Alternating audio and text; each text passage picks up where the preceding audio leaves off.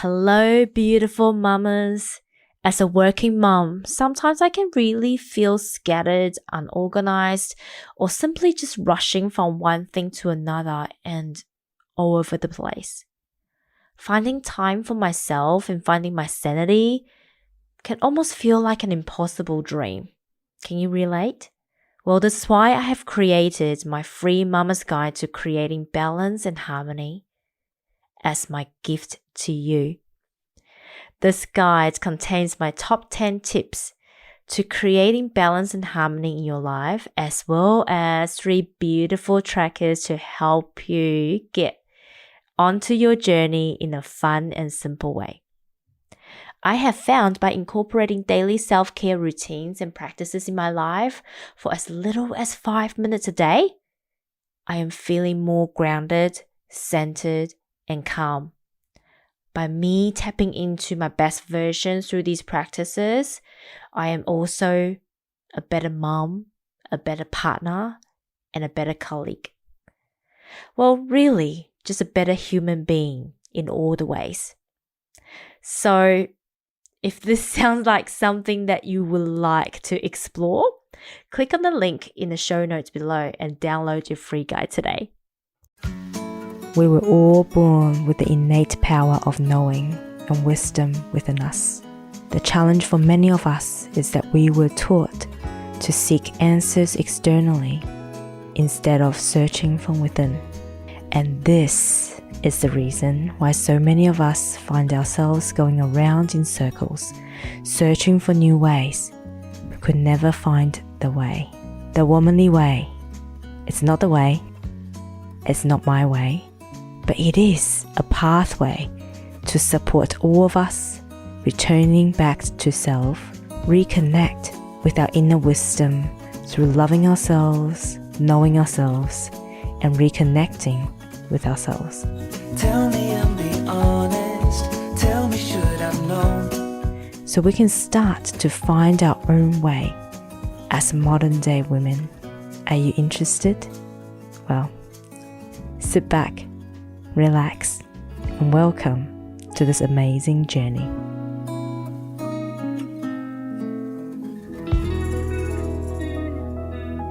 Hello everyone. Welcome to yet another episode of the Womanly Way podcast. I am your host, Lala Angela Wang. Let me just start this episode by saying I don't know about you, but lately I have fell in love in a way, recording my podcast in the dark with candlelight. I don't know whether it's because it's romantic, it allows me to tap into the vibe, or the fact that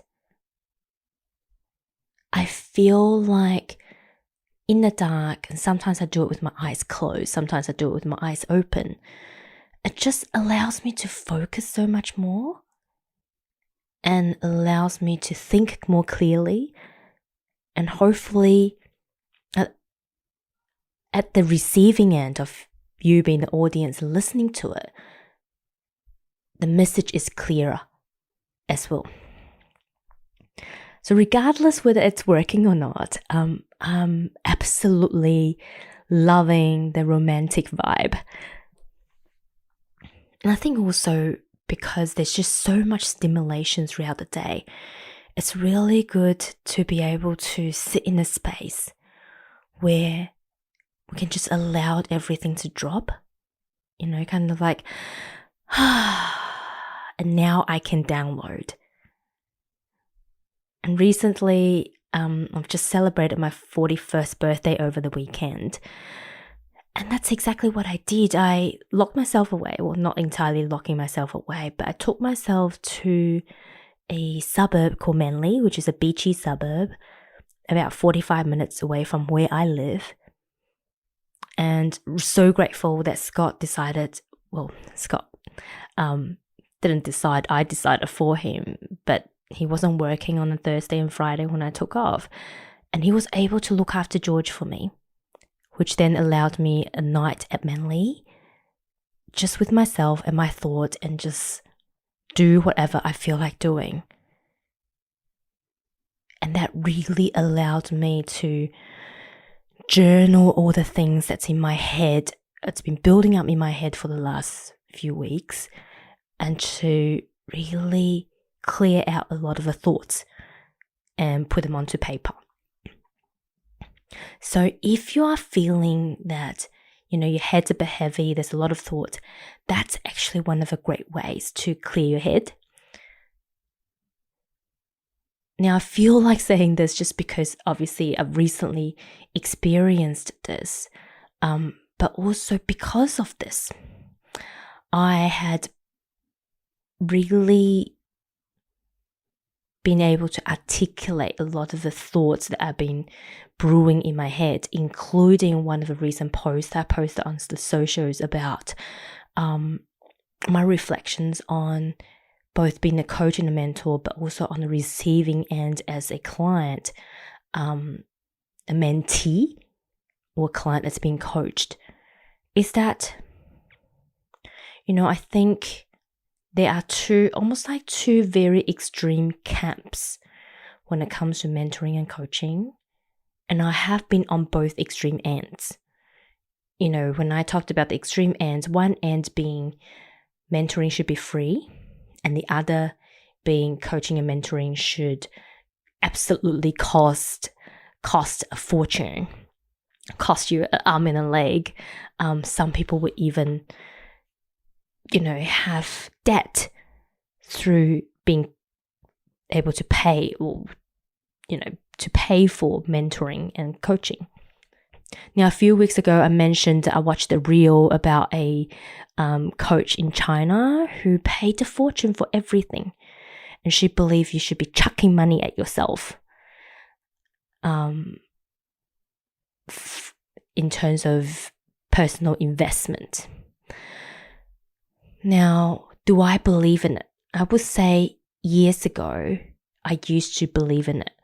And I would do whatever it takes to invest in the top coaches that I can afford, because I believe that in order to grow, we simply have to have the best. But in recent years, I guess, I've gone through a lot of explorations. I've gone through a lot of the coaches and mentors that I have experienced. And I must say, the value that I received when I pay top dollars isn't always as good as some of the, lower end investments.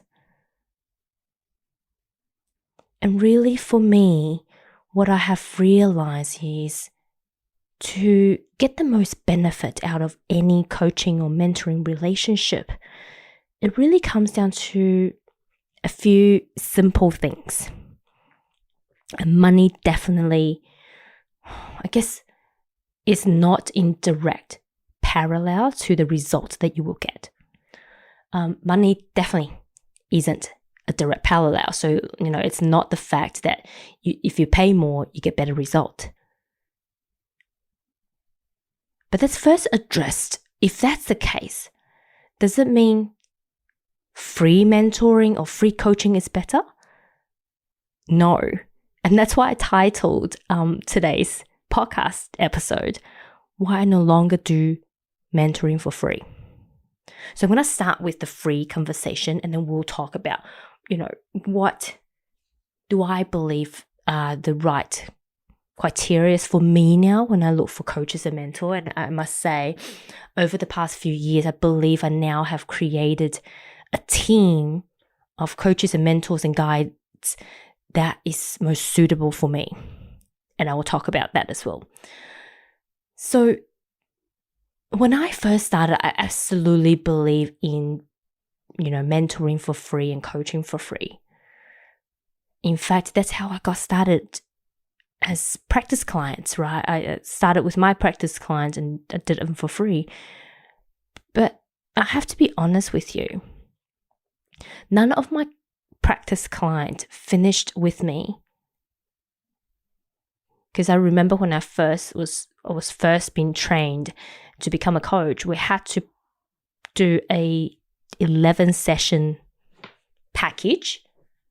In the beginning, I used to do them for free. None of my practice clients finished.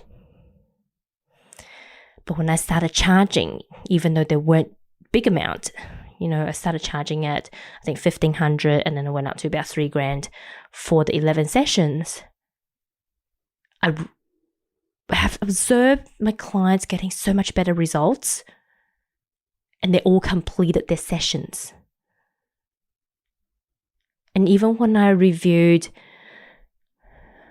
what I did for some of the industry bodies like associations and, things like that, like industry-related associations within construction, rarely I get somebody who completes the full duration of the mentoring relationship. But I can tell you, the ones that stick through it and the ones that come prepared has the best outcome. And what I have learned was that when it comes to mentoring and coaching relationships, there has to be skin in the game. You have to be invested in some ways. And what I've realized also is there are less and less people that values time as a valuable resource. What I mean by that, to me, the skin in the game used to be, if I spent time on this, I'm going to make the most of it. But over the years, I'm seeing less and less people seeing time as a valuable resource, and then therefore, they don't mind if they waste their time on something. Right? So when time is no longer a resource, then really when it comes to a service, because you don't have a physical good either, the resource really became monetary. And so this is my point. The reason I started charging people for my service as a mentor or as a coach is that regardless how much I love to do it for free, because I really just want to see everybody succeed, I will still charge something because it's an energy exchange and it's to make sure that you have skin in the game. And this is exactly what I found out. When people have invested money into something, they're more likely to complete it, and they're more likely to commit to it. They're more likely to invest their energy in it. Right? Quite often I will see, when people are not invested, they don't come prepared. I even had mentors come to me, and this is an industry thing where they pair you up, right? And this is what I mean by not valuing time. We would catch up for an hour and a half after work. Number one, my time after work is valuable because that's the time that I spent to recuperate, I spent with people that I love. So to me, I am, utilizing, sacrificing, whatever you want to call it, my time, which are valuable to me, to invest in you, but you just want to come and have a chat?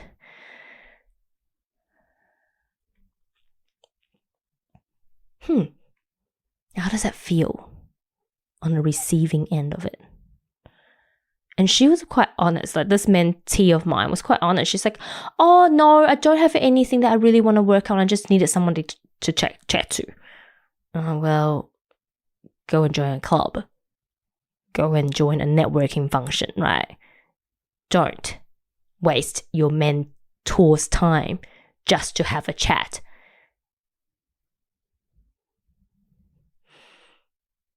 Because it's very likely anyone who's happy to volunteer their time really have a desire to see you succeed, not just to have a chat. Or I even had a mentee Again, another industry one we were paired up with. She's like, oh, just so you know, this is our first session. Just so you know, I never completed any of my mentoring relationships. I think I've got an issue with commitment. And guess what? She showed up for 2 sessions, maybe 3, I can't remember, and disappeared. Never be found again. Never wanted to contact me again.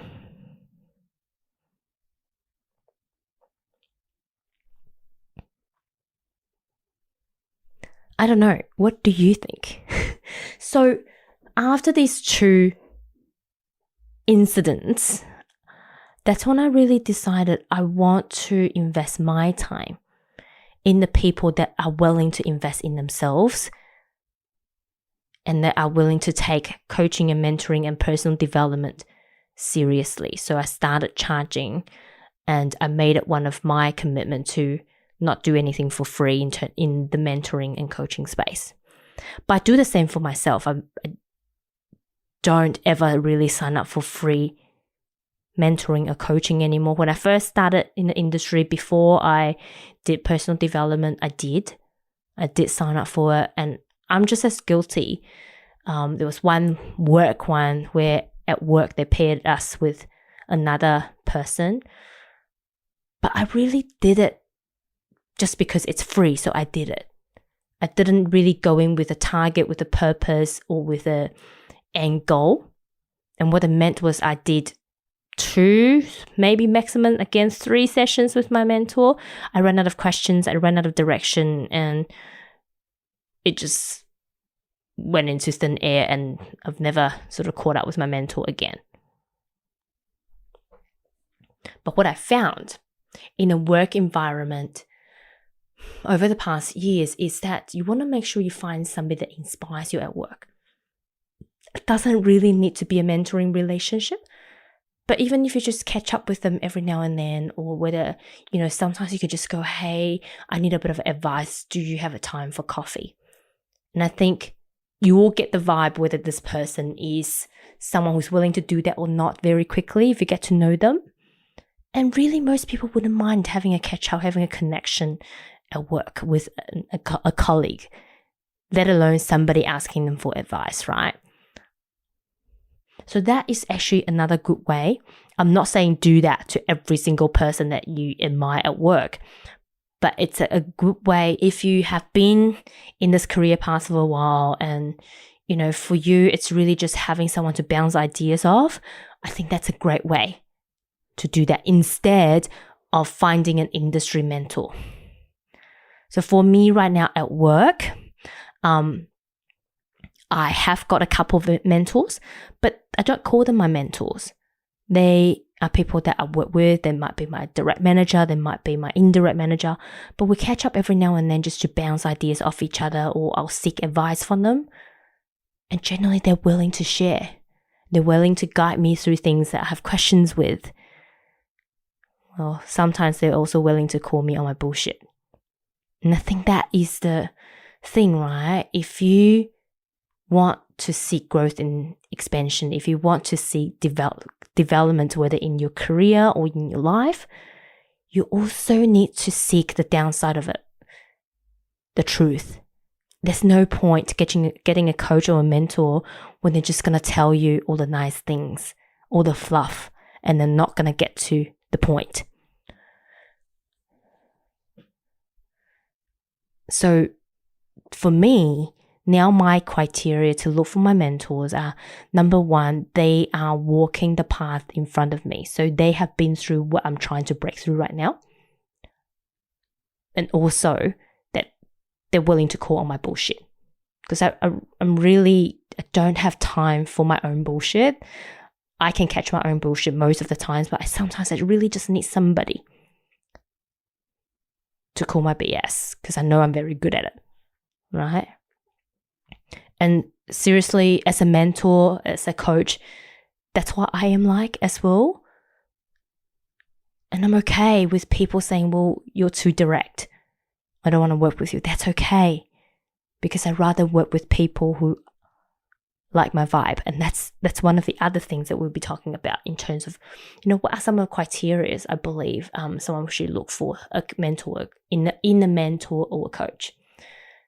So I kind of jumped ahead a little bit. Now, if we go to the other end of the spectrum, I have paid upwards of about 25,000 Australian to invest in coaches and mentors. And I've also, when I first became a mum, I was so desperate because I felt like I've lost my identity forever. I was so desperate to find my identity again, to find my feet in business again, to get my groove back. I actually hired about 4 different coaches and mentors all at the same time, working on different things. And at the end of the day, now 2 years on, what I realized was the reason I made that brash decision was out of one, fear, right? Because I've never done that before. I've never gone down that route before. I've been a mum and feel like my whole world is completely different. But also it was the impatientness in me that wanted to make sure that everything just go back to business as usual. But at the end of the day, if, out of all of those investments, the important lesson I've learned was that I had the answer all along. I probably just needed somebody to guide me the right way. So at the end of this journey, and I say at the end of the journey, it's not that long ago, only a few months ago, what I realized was all I really needed was, like I said earlier, mentors that's done the same thing as me, that believed in the same thing as me, and that are more willing to call my BS than anyone else.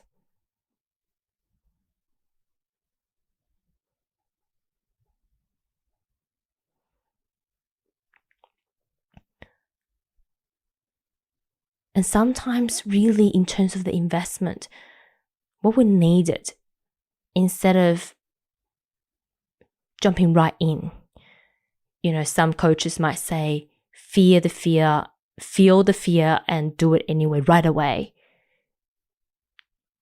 Or, invest right away before your fear kicks in or your thinking hat kicks in or your mind kicks in.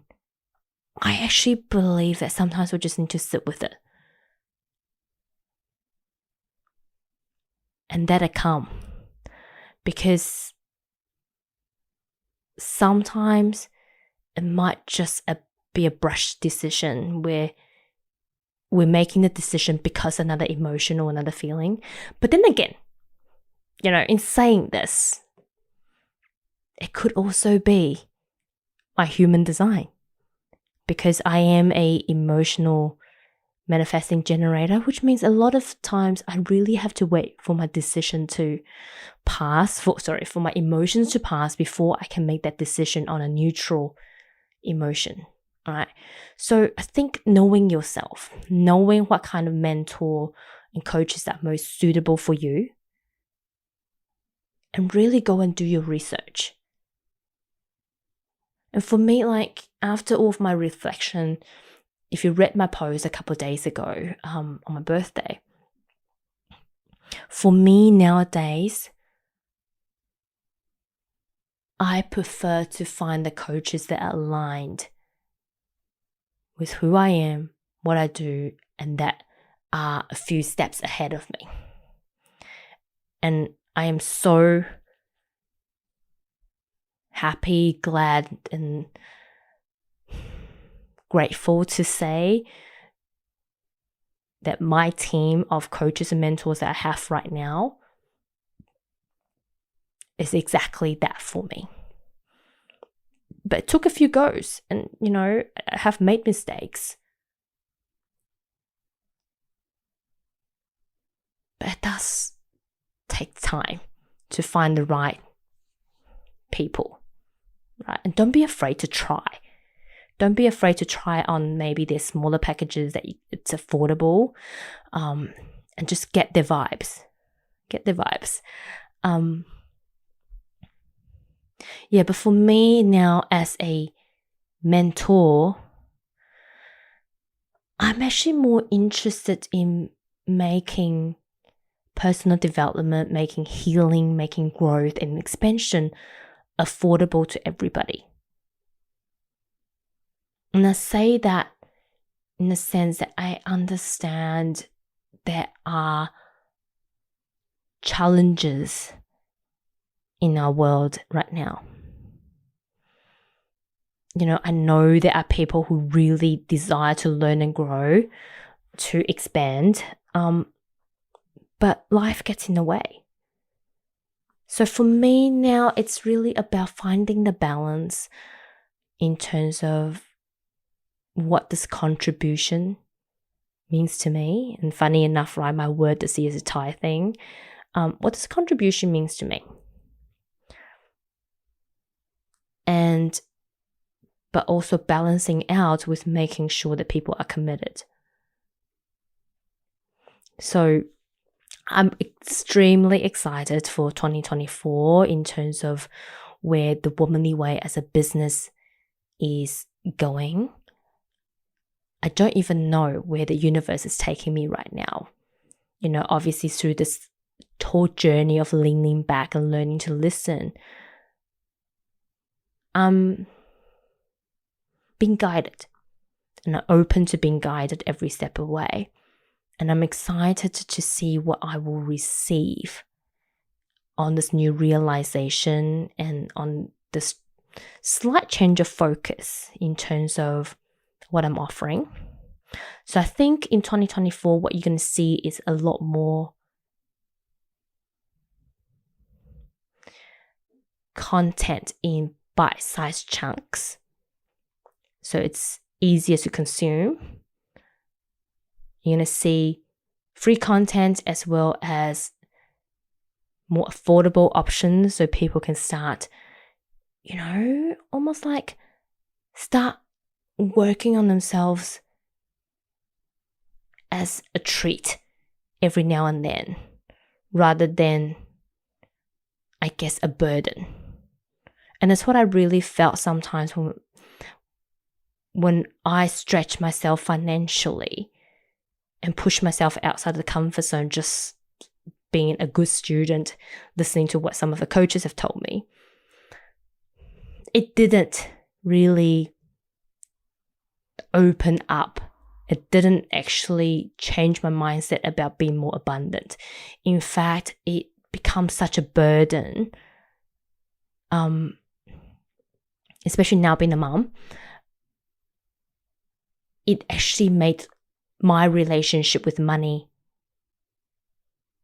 worse than when I first started, even though the intention was by investing in, high level masterminds and abundance or wealth coaches.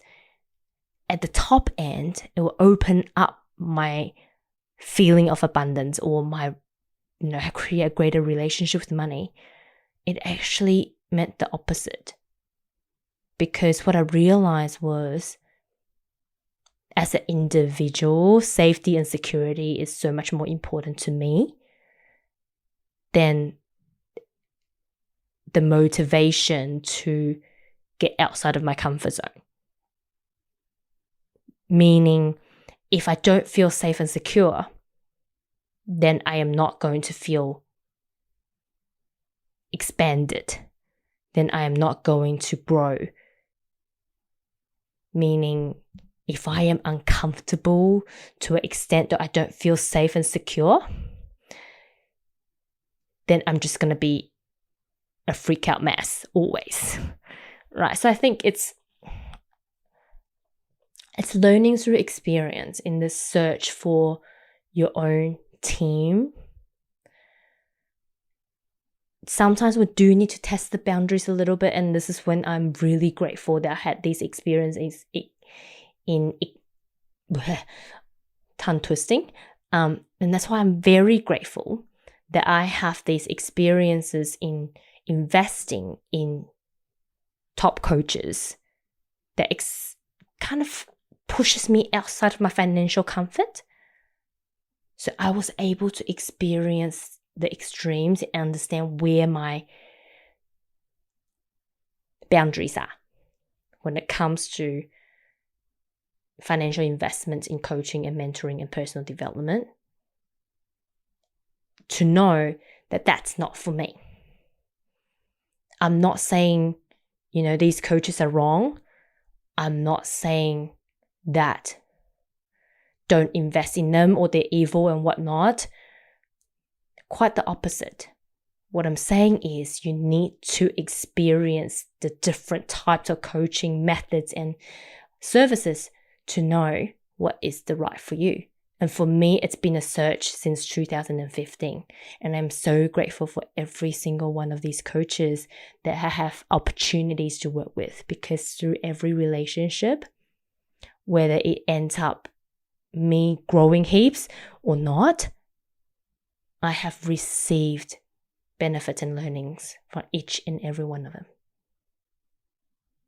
So on that note, if looking for a mentor or coach is your goal for this year, I would say start searching, start testing, start looking into the information a bit more, and really find ways that you can try them out to feel into their vibration, feel into their energy, feel into their coaching, mentoring style, to know whether it's for you, but also feeling into your style on the receiving end as a mentee or a client. On that note, happy shopping or happy searching. And I hope all of us who wanted to find the right mentors and coaches end up finding our perfect match. Love you all so, so, so much. And thank you once again for listening. I will see you on the next episode. Bye.